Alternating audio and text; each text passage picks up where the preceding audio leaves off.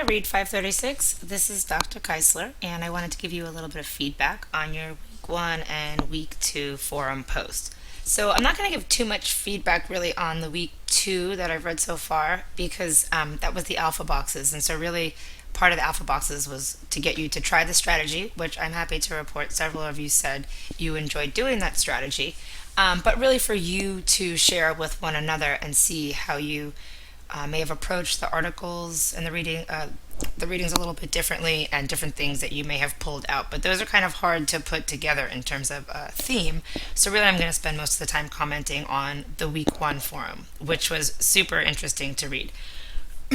So one of the things I just want to comment on first is that if you take a look at your scores, we have nearly the entire class receiving full credit for this series of posts in Forum 1. And so the reason for that is that I thought that they were really engaging, and I thought that you guys did a really excellent job of getting together and having a discussion. I even saw many people come back after they had already done their original post and their two responses, but they responded back to the folks that had commented on their post. And so I really thought it was quite an engaging discussion, and really, for the most part, everybody got full credit on it. So excellent job for that first week. And then I saw the same thing going on in the week two. Of course, week two is not quite due yet, so I realize that several people have not posted yet. But let's get back to week one. So we kind of opened up this course with some big picture discussion about the history of um, policy and reform efforts on reading instruction, kind of how reading instruction has changed, or perception of the reform that needs to happen in reading instruction has changed. And you did this through reading that introductory chapter to the history of American reading instruction, and then you did it through reading that interview. So I thought the discussions you were having were really, really interesting. And so what I did was I just pulled out a few quotes, like I've done in previous classes, that showed some kind of themes or trends in what some of those discussions looked like. So I thought there was definitely, remember I asked you to consider why it's important to, look back when thinking about moving forward as well. And so it popped up over and over again on the discussion board threads, this idea of, yeah, it's important to look back, and why doesn't it happen more often? And so I think this one quote here, unfortunately, I don't think that the education reform programs and policymakers are using the lessons learned from the past trends and debates regarding reading instructions. So this idea, this sense, or this frustration that we're kind of always in that back and forth, and that we're not really, as a whole, particularly those who are involved in making the policies, looking back to see what's happened or what the criticisms were, and then what the reactions were, or the improvements made, but rather kind of always acting or reinventing this crisis. And so you're going to see that this is a theme that we return to again and again in this course. And so, of course, it's a course on curriculum development. But I think what's unique about this class is that we spend a lot of time chronicling the history of the changes in approaches to reading instruction, and the conversations around reading instruction. And you really can't do that without getting into the politics and the policies around reading instruction. And so that's why there is this thread that runs through this curriculum development course, that really addresses all of those factors that influence how the curriculum is made. So we don't really look at curriculum from strictly a theoretical perspective, as they do in some programs when they offer this course. We really do take a look at it through all of the levers and all of the stakeholders and all of the things that influence how the curriculum is developed. Because probably, unlike other content areas, reading is extremely influenced by all of these outside levers, not just kind of what is theoretical or the best practice inside our particular field. So I thought another interesting question or comment was this: why do politicians think that more bureaucracy is the answer to improved educational practice? And so again, we're going to see that this is a theme that comes up again and again in our course. So the next couple of slides do deal with this idea of educational reform, and I pulled a lot of the quotes to reflect some of the questions that you all had. And so, somebody posed the question that while they felt that they weren't well versed in the history of education reform, it seemed like the public cries out for something to change, and then as an education community, we try to enact those changes, and then there's kind of a backlash to that. And so I think that that is a trend that we see again and again. And then this was another important quote that kind of exemplified a question that many of you thought about, or a point that many of you made. And it was, I was also under the mistaken impression that the discontent with the quality of education in the US was a modern thing, or a modern problem. The media has made it sound like we used to do a phenomenal job, but now education rankings are some of the worst in developed countries. And so we'll really get into this in about 5 weeks or so, but we'll kind of talk of this perennial cycle of crisis and call for reform in education, and kind of, is it a real crisis or is it a manufactured crisis? But it is indeed one that has been happening on over and over and over and over again. So it's it's interesting to think about where it's coming from, or what the motives are behind this continued and historical discontent with our public education system. And so we will get into some of those discussions, but I think that this is a really important point here, that the media has made it sound like we used to do a phenomenal job. And the thing that I always come back to when people talk about that is, how did we know? I mean, what are we basing the idea that we used to do a phenomenal job and now we're not on? So, never before have we tried to quantitatively collect so much data on student progress and student achievement, whether or not you agree with how we try to collect that data or the methods used to get, the data that we analyze to make to come to the conclusions on whether or not kids are succeeding. Whether or not you agree or disagree with it, I think we all need to recognize that it is a fairly new attempt. And so the methods that we use to collect data, which is essentially standardized testing, are not the best, but it is the attempt to quantify how kids are doing in school, and if you can even really quantify it. And I think that's what a lot of the criticism is. But there is this sense, or this narrative, that runs through all of these stories that we used to do this great job and somehow we're slipping. And so I always, like I said, come back to this idea: is how do we know we used to do a good job? I think you can point to a lot of people go back to their own experience, but did you really know as a child what was happening to the struggling readers in your classroom? Nobody was being held accountable if somebody left school and didn't graduate. Yeah, we didn't pass students on and on in each grade level, but you can also think that the nature of grading or determining student achievement was almost completely subjective. Years ago, really based on individual teachers. And so students were getting passed on, based on grades and based on recommendations, but there wasn't a lot of hard data to necessarily support how those decisions were being made or not being made. And so they may be being passed on, and I assure you that there were plenty of children that couldn't read. We also weren't held accountable to educate everybody. And so there were large swaths of our population that were left out of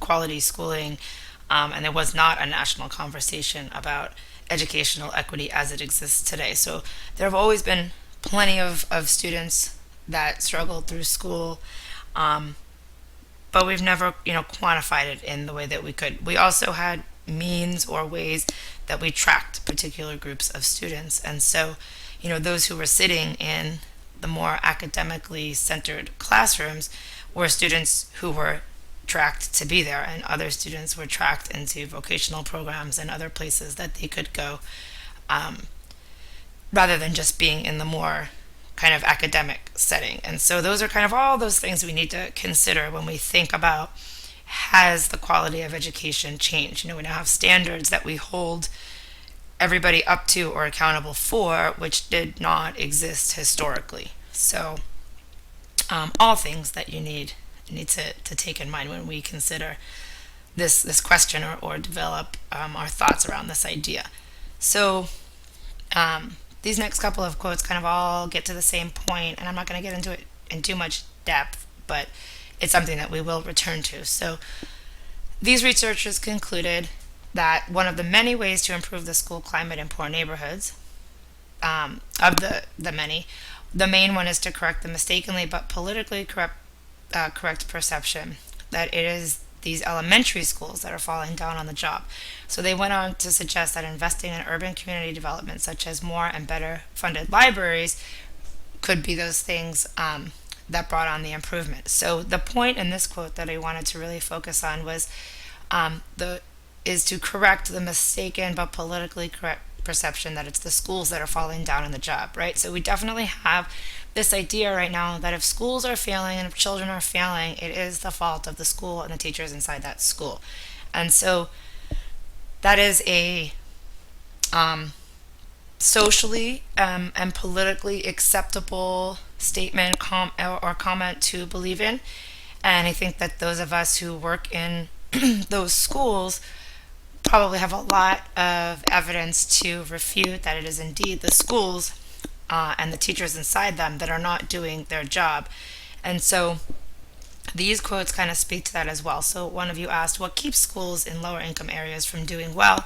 Is it the teachers, the administrators, funding, parents, societal expectations, or is it a combination of all five? One of you said, I agree that all schools should have the same curriculum. If they don't, how can it be said that they're receiving an equal education? And so these quotes right here, the one thing that I would ask you to consider or to think about is that there are kind of two areas in school reform that we can categorize issues and ideas into, and those are the in-school and the out-of-school factors. And so the quote on the previous slide and these two quotes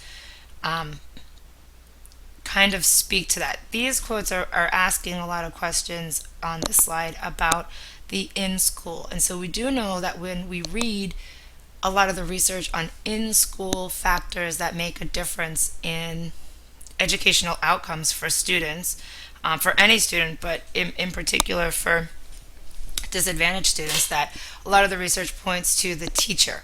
But that's an in-school factor you can control.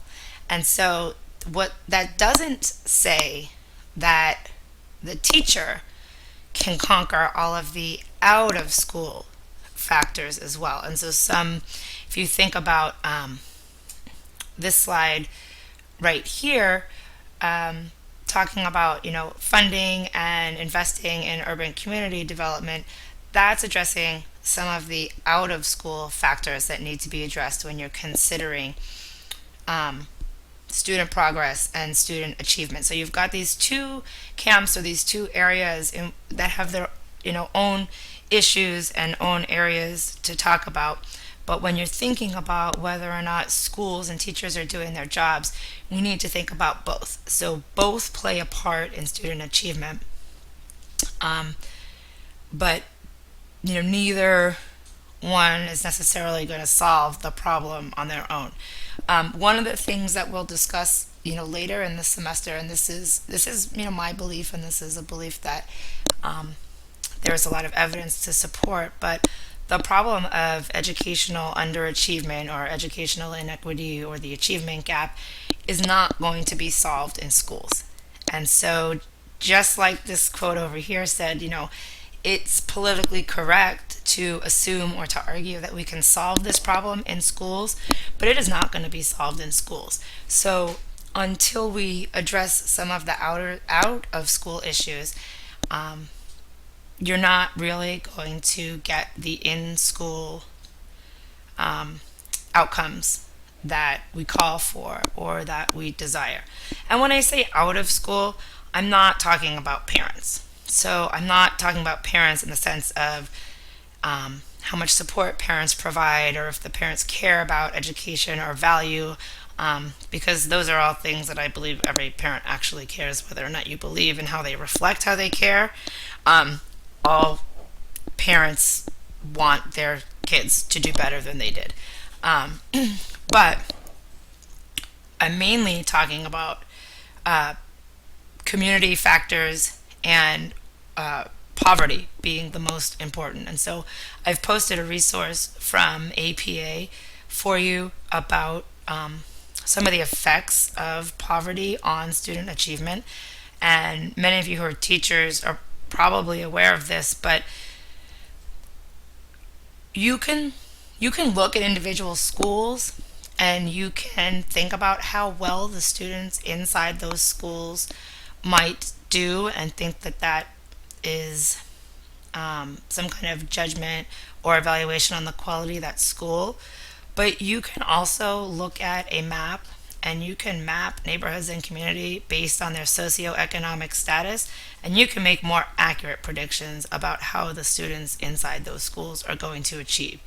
And so there is tons of evidence that support the idea that the number one, most influential factor in whether or not a student does well in school is socioeconomic status of their parents. And so that is something that we don't really have in the conversation, or is not necessarily the politically correct thing to tackle. But until, as a society, we think about the effects of poverty on school achievement, we're not going to solve any of our issues regarding student achievement, particularly student achievement in poor or urban or rural settings. So something to keep in mind kind of as we continue to have this conversation, that we need to be careful about, how much we talk about what's under the teacher's control and the school's control, and whether or not we judge a school as doing its job based on their test scores, kind of balancing that out with all of the other things that the schools need to contend with based on the populations that they serve. Several of you teach in some of these large, urban elementary, middle, and high schools, and so you have points to share about this. My own background is that I have always taught in urban schools. I know some of you back last semester, probably when I played my introductory screencast, I started off as a Teach for America teacher, and so I started off teaching in a really poor urban community, and I've taught in schools where 0%, imagine that, 0% of the kids could pass a standardized test. I've taught in schools where 40% of those kids could pass a standardized test, and I've taught in urban schools where we had upwards of 60% of those kids passing our standardized tests. So within that range of experience that I've had, I'd say there are factors within each school in terms of how good the teachers were and how good the curriculum was and what the availability of resources were and how good the administrators were. But I'm never taught in a setting like that where I had, we had the majority of the kids really at or above proficient school wide. And so there was kind of a range in how we, range in how much poverty was in those neighborhoods. And I can tell you that the amount of poverty in the neighborhoods and all the different schools I've taught at correlated with how high those test scores were.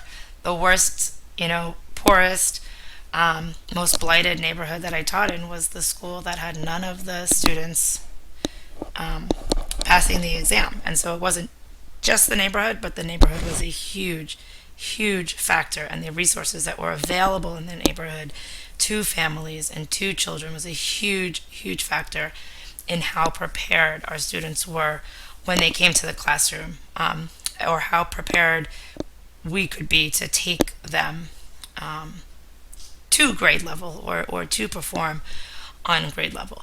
And so, important to kind of keep in mind. If you haven't done it, I would read the post that Maria Santos put on. She was pretty much one of the only students I saw who addressed the quote that I had in at the end of the screencast about our California public schools failing. And so I like the way that Maria addressed it in terms of what she initially thought of the quote, and then how she revised her thinking a bit as she reflected on all of her reading. So if you haven't had a chance to read that, I would encourage you to go do that. All right, so we will spend, like I said, tons of time talking about school reform and what influences it and how that influences the reading curriculum. But those are just some initial thoughts that I had. And then you had this last set of quotes. A lot of you kind of talked about how the policies and the recommendations and standards kind of all are influencing what happens in the classroom. And so I thought these were some neat quotes that exemplified that. So teachers are no longer able to read from scripted manuals and are now in charge of their own methodology of teaching, which will definitely require better teachers who are willing to hold themselves accountable. So I think that that's our best hope with the Common Core state standards.